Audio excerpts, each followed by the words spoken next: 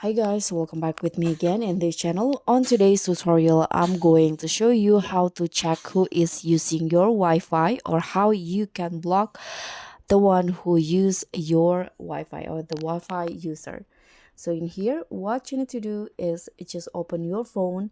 Here you can go to the App Store or Play Store and find the Wi-Fi blocker apps.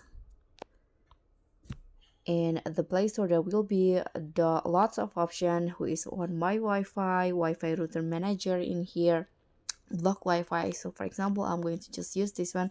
I've already used this one in the past, and here you can just click on install, and after that you can see the list of phones that are using your your Wi-Fi.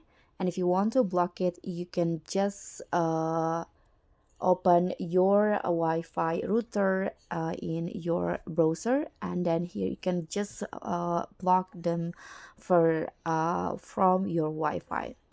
So that's pretty much all. Thank you so much for watching. Don't forget to like, comment, and subscribe. Also click on the thanks. Bye.